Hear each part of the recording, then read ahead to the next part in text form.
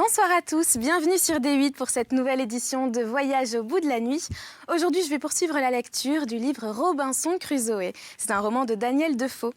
Je vais donc poursuivre cette lecture et n'hésitez pas à réagir sur les réseaux sociaux avec le hashtag VBN. Merci beaucoup.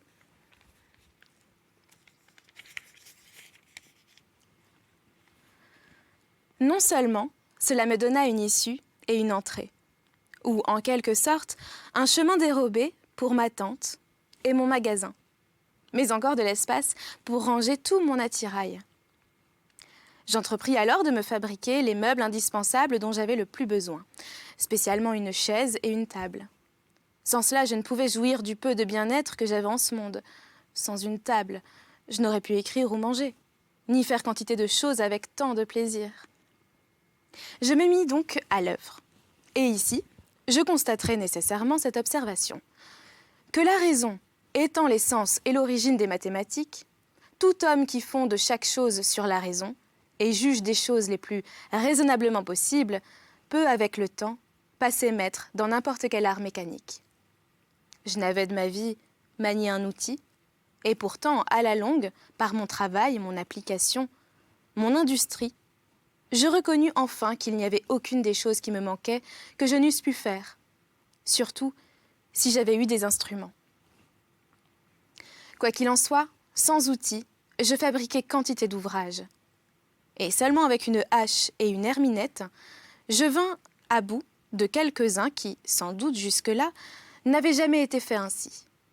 Mais ce ne fut pas sans une peine infinie. Par exemple, si j'avais besoin d'une planche, je n'avais pas d'autre moyen que celui d'abattre un arbre, de le coucher devant moi, de le tailler des deux côtés avec ma cognée jusqu'à le rendre suffisamment mince et de le dresser ensuite avec mon herminette. Il est vrai que par cette méthode, je ne pouvais tirer qu'une planche d'un arbre entier. Mais à cela, non plus qu'à la prodigieuse somme de temps et de travail que j'y dépensais, il n'y avait d'autre remède que la patience. Après tout, mon temps ou mon labeur était de peu de prix, et il importait peu que je l'employasse d'une manière ou d'une autre. Comme je l'ai dit plus haut, je me fis en premier lieu une chaise et une table, et je me servis pour cela des planches que j'avais tirées du navire. Quand j'eus façonné des planches, je plaçai de grandes tablettes, larges d'1,5 pied, l'une au-dessus de l'autre, tout le long d'un côté de ma grotte, pour poser mes outils, mes clous, ma ferraille, en un mot pour assigner à chaque chose sa place et pouvoir les trouver aisément. J'enfonçai aussi quelques chevilles dans la paroi du rocher pour y pendre mes mousquets et tout ce qui pouvait se suspendre. Si quelqu'un avait pu visiter ma grotte, à coup sûr, elle lui aurait semblé un entrepôt général d'objets de nécessité. J'avais ainsi toute chose si bien à ma main que j'éprouvais un vrai plaisir à voir le bel ordre de mes effets. Et surtout, à me voir à la tête d'une si grande provision. Ce fut seulement alors que je me mis à tenir un journal de mon occupation de chaque jour. Car dans les commencements, j'étais trop embarrassée de travaux et j'avais l'esprit dans un trop grand trouble. Mon journal n'eût été rempli que de choses attristantes. Par exemple, il aurait fallu que je parlasse ainsi. Le 30 septembre, après avoir gagné le rivage, après avoir échappé à la mort, au lieu de remercier Dieu de ma délivrance, ayant rendu d'abord une grande quantité d'eau salée, et m'étant assez bien remis, je courus çà et là sur le rivage, tordant mes mains, frappant mon front et ma face, invectivant contre ma misère et criant « Je suis perdu, perdu !» Jusqu'à ce qu'affaibli et harassé, je fusse forcé de m'étendre sur le sol, où je n'osais pas dormir de peur d'être dévoré. Quelques jours plus tard, après mes voyages au bâtiment, et après que j'en eus tout retiré, je ne pouvais encore m'empêcher de gravir sur le sommet d'une petite montagne, et de là, regarder en mer, dans l'espérance d'y apercevoir un navire. Alors j'imaginais voir poindre une voile dans le lointain. Je me complaisais dans cet espoir. Mais après avoir regardé fixement jusqu'à en être presque aveuglé, mais après cette vision évanouie, je m'asseyais et je pleurais, comme un enfant. Ainsi, j'accroissais mes misères par ma folie. Ayant surmonté ces faiblesses, mon domicile et mon ameublement étant établis aussi bien que possible, je commençai mon journal dont je vais ici vous donner la copie. Encore qu'il comporte la répétition de tous les détails précédents, aussi loin que je pus le poursuivre. Car mon encre une fois usée, je fus dans la nécessité de l'interrompre. 30 septembre 1659.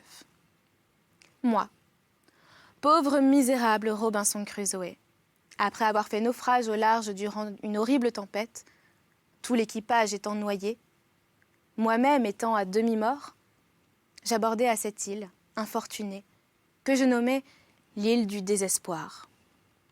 Je passai tout le reste du jour à m'affliger de l'état affreux où j'étais réduit. Sans nourriture, sans demeure, sans vêtements, sans armes, sans lieu ni refuge, sans aucune espèce de secours, je ne voyais rien devant moi que la mort, soit que je dusse être dévoré par les bêtes, ou tué par les sauvages, ou que je dusse périr de faim. À la brune, je montai sur un arbre, de peur des animaux féroces, et je dormis profondément, quoiqu'il plût toute la nuit. Octobre. Le 1er. À ma grande surprise, j'aperçus le matin que le vaisseau avait été soulevé par la marée montante et entraîné beaucoup plus près du rivage. D'un côté, ce fut une consolation pour moi, car le voyant entier et dressé sur sa quille, je conçus l'espérance, si le vent venait à s'abattre, d'aller à bord et d'en tirer des vivres ou des choses nécessaires pour mon soulagement. D'un autre côté, ce spectacle renouvela la douleur que je ressentais de la perte de mes camarades. J'imaginais que, si nous étions demeurés à bord, nous eussions pu sauver le navire, ou qu'au moins mes compagnons n'eussent pas été noyés, comme ils l'étaient, et que si tout l'équipage avait été préservé, peut-être nous eussions pu construire avec les débris du bâtiment une embarcation qui nous aurait portés en quelque endroit du monde. Je passai une grande partie de la journée à tourmenter mon âme de ces regrets.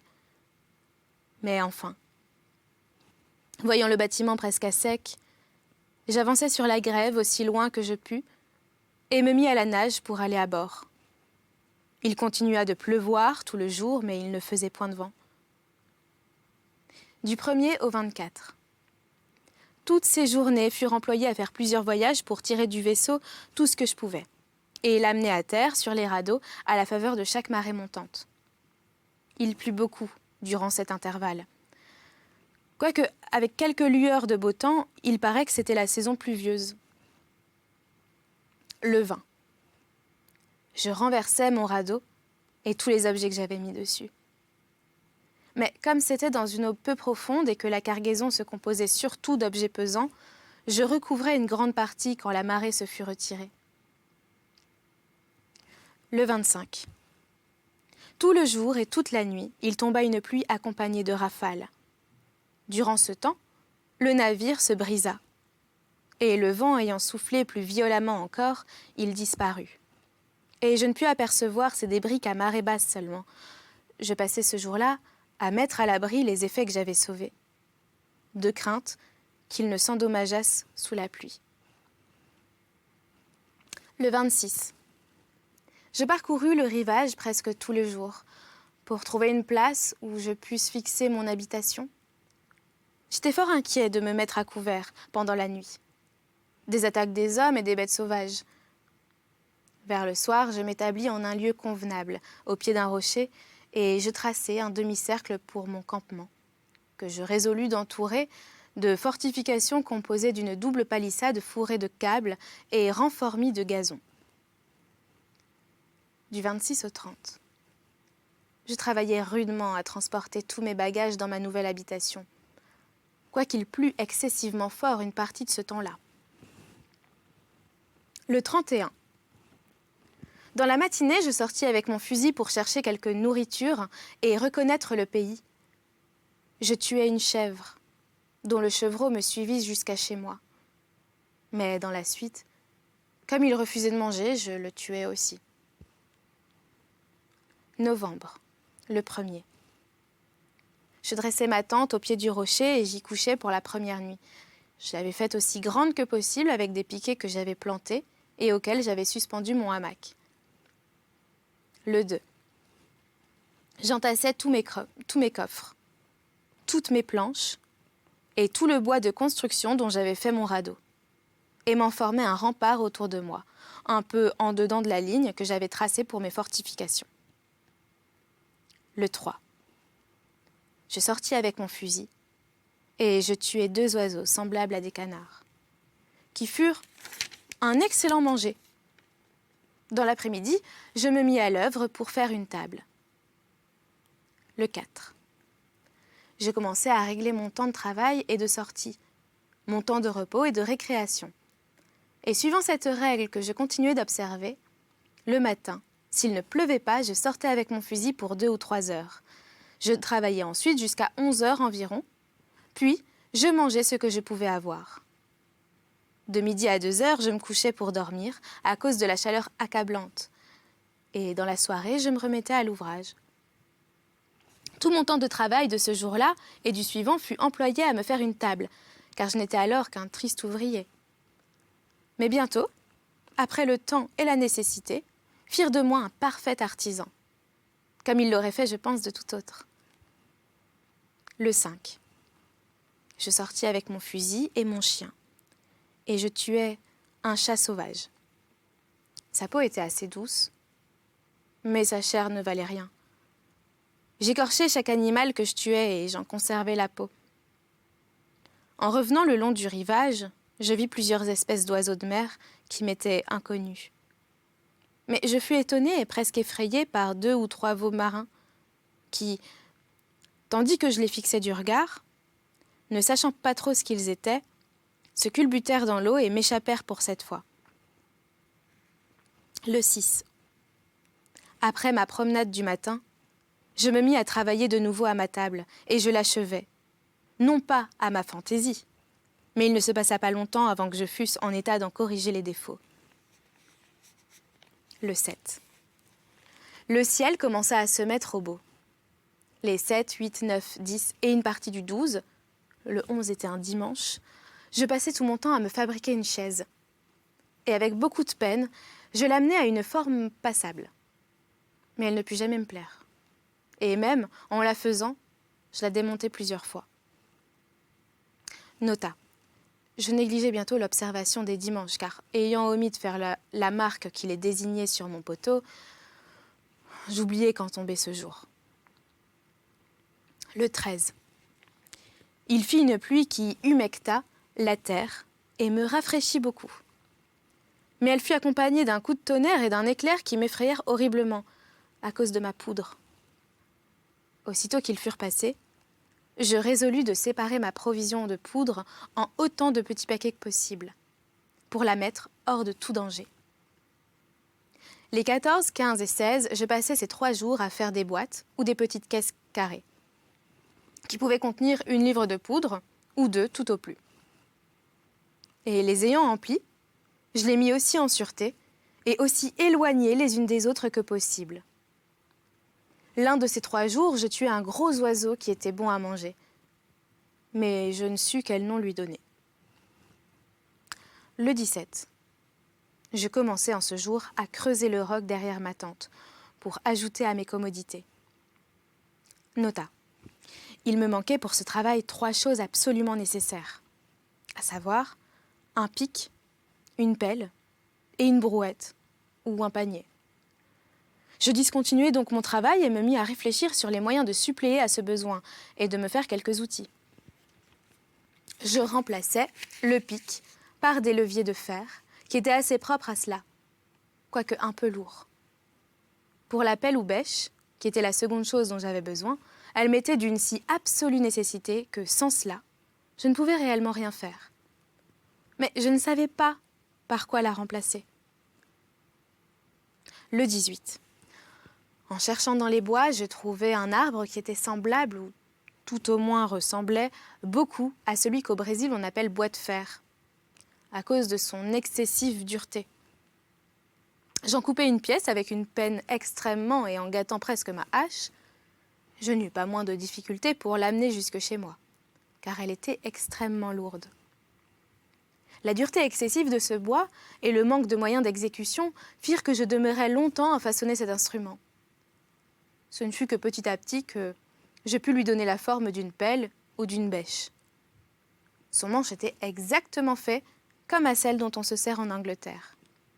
Mais sa partie plate, n'étant pas ferrée, elle ne pouvait être d'un aussi bon usage.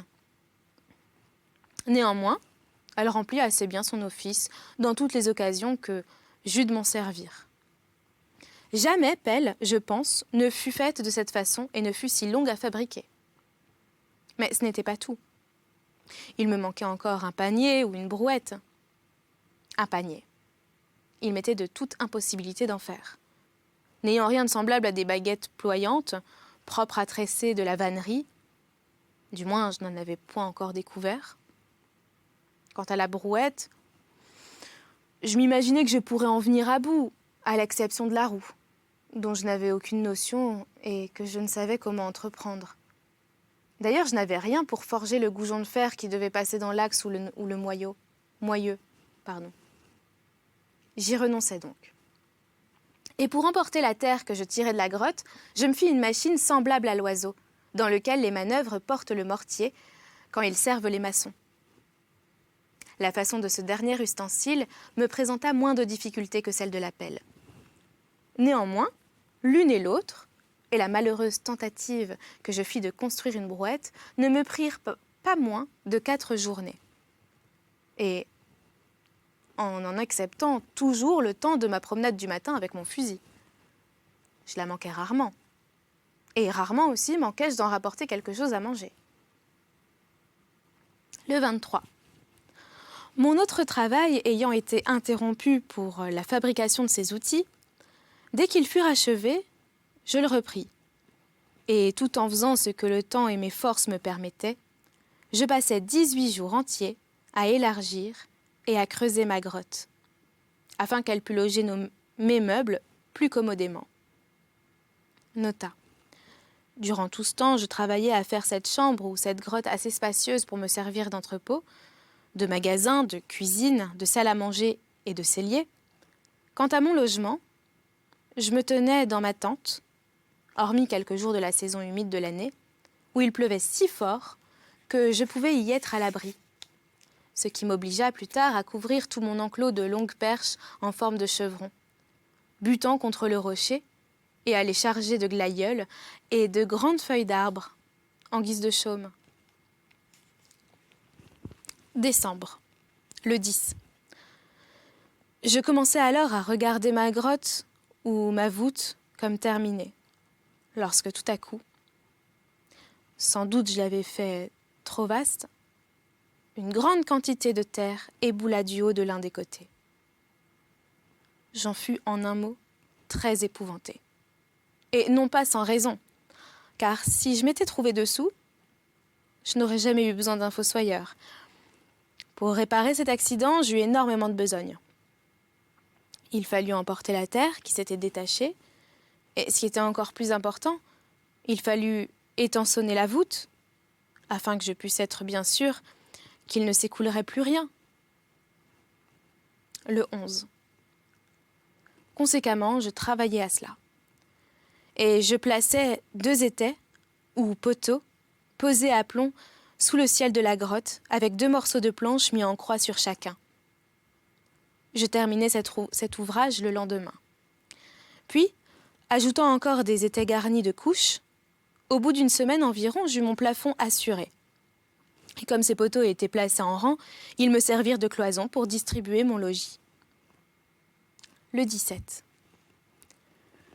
À partir de ce jour jusqu'au 20e, je posais des tablettes et je fichais des clous sur les poteaux pour suspendre tout ce qui pouvait s'accrocher. Je commençais, dès lors, à avoir mon intérieur en assez bon ordre. Le 20. Je portais tout mon Bataclan dans ma grotte. Je me mis à meubler ma maison et j'assemblai quelques bouts de planche en manière de dressoir pour apprêter mes viandes dessus. Mais les planches commencèrent à devenir fort rares par devers moi. Je me fabriquai aussi une autre table. Le 24. Beaucoup de pluie toute la nuit et tout le jour. Je ne sortis pas.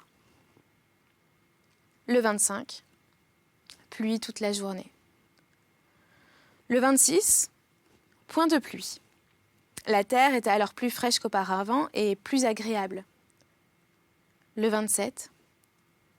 Je tuai un chevreau et j'en estropiai un autre qu'alors je pus attraper et amener en laisse à la maison. Dès que je fus arrivée, je liai avec des éclisses l'une de ses jambes qui était cassée. Nota. J'en pris un tel soin qu'il survécut, et que sa jambe redevint aussi forte que jamais. Et comme je le soignais ainsi fort longtemps, il s'apprivoisa et passait sur la pelouse devant ma porte, sans chercher aucunement à s'enfuir. Ce fut la première fois que je conçus la pensée de nourrir des animaux privés, pour me fournir d'aliments quand toute ma poudre et tout mon plomb seraient consommés. Les 28, 29 et 30. Grande chaleur et pas de brise. Si bien qu'il ne m'était possible de sortir que sur le soir pour chercher ma subsistance. Je passais ce temps à mettre tous mes efforts en ordre dans mon habitation. Janvier 1660. Le 1er. Chaleur toujours excessive. Je sortis pourtant de grand matin et sur le tard avec mon fusil. Et je me reposais dans le milieu du jour. Ce soir-là, m'étant avancé dans les vallées situées vers le centre de l'île, j'y découvris une grande quantité de boucs, mais très farouches et très difficiles à approcher. Je résolus cependant d'essayer si je ne pourrais pas dresser mon chien à les chasser par devers moi. Le 2. En conséquence, je sortis le lendemain avec mon chien et je le lançai contre les boucs. Mais je fus désappointée car tous lui firent face. Et comme il comprit parfaitement le danger, il ne voulut pas même se risquer près d'eux. Le 3. Je commençai mon retranchement ou ma muraille, et comme j'avais toujours quelque crainte d'être attaquée, je résolus de le faire très épais et très solide. Nota. Cette clôture ayant déjà été décrite, j'omets à dessein dans ce journal ce que j'en ai dit plus haut. Il suffira de prier d'observer que je n'employais pas moins de temps que depuis le 3 janvier jusqu'au 14 avril pour l'établir, la terminer et la perfectionner. Quoiqu'elle n'eût pas plus de 24 verges d'étendue, elle décrivait un demi-cercle à partir d'un point du rocher jusqu'à un second, éloigné du premier, environ 8 verges, et dans le fond, juste au centre, se trouvait la porte de ma grotte. Je travaillais très péniblement, durant tout cet intervalle, contrarié par les pluies, non seulement plusieurs jours, mais quelques fois par semaine. Je m'étais imaginé que je ne saurais être parfaitement à couvert avant que ce rempart fût entièrement achevé. Il est aussi difficile de croire que d'exprimer la peine que me coûta chaque chose. Surtout le transport des pieux depuis le bois et leur enfoncement dans le sol, car je les avais fait beaucoup plus gros qu'il n'était nécessaire. Cette palissade terminée, et son extérieur étant doublement défendu par un revêtement de gazon adossé contre pour la dissimuler, je me persuadais que s'il advenait qu'on abordât sur cette terre, on n'apercevrait rien qui ressemblât à une habitation. Et ce fut fort heureusement que je la fis ainsi, comme on pourra le voir par la suite dans une occasion remarquable. Chaque jour, j'allais chasser et faire ma ronde dans les bois, à moins que la pluie ne m'en empêchât. Et dans ces promenades, je faisais assez souvent la découverte d'une chose ou d'une autre à mon profit. Et c'est là que nous allons arrêter cette lecture pour aujourd'hui. J'espère que vous l'avez appréciée. N'hésitez pas à réagir sur les réseaux sociaux avec le hashtag VBN. Je vous souhaite une très bonne nuit ou une bonne journée et à bientôt.